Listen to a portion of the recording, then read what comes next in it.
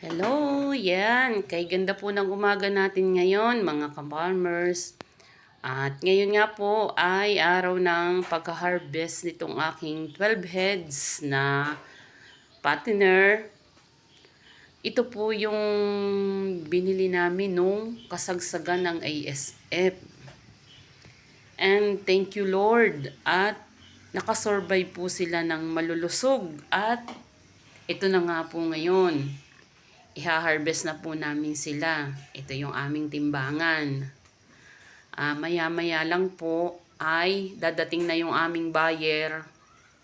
So malalaman natin kung okay ba yung mga timbang nila sa kanilang age. Bali, inalagaan po namin sila ng 4 months. 4 months namin po binili. So ayan po sila. Hindi na namin sila nilinis kasi po fasting. Kasi ayaw ng mga buyer bumili ng busog. So kagabi pa po sila hindi kumakain. So ayan, kaya ang dudumi nila. Sana naman makabawi kami sa presyo at galing po kami talaga sa pagkalugi nitong nakaraang buwan. So ayan na, maya-maya titimbangin na po sila.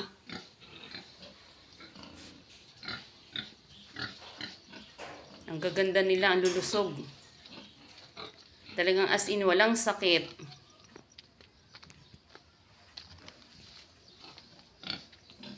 Twelve heads.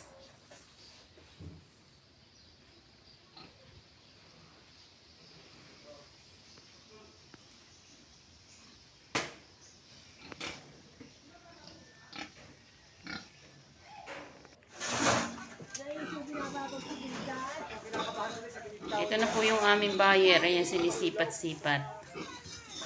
Maya-maya lang magtitimbang na kami.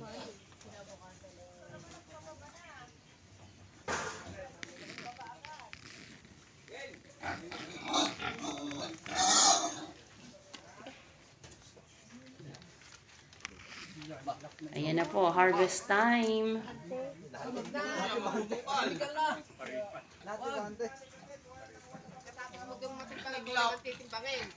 Ang sarap lang sa pakiramdam pag ganitong nakikita mo na yung mga pinagpaguran mo ng 4 na buwan. Ayan na, magtitimbang na po kami.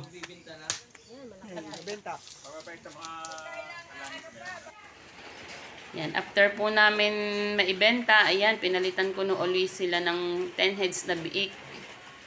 Bumili na po uli ako ng pampalit. 10 heads nga lang ang naipalit namin kasi sobrang mahal ng biik ngayon kasi nga galing sa pandemic ng mga baboy.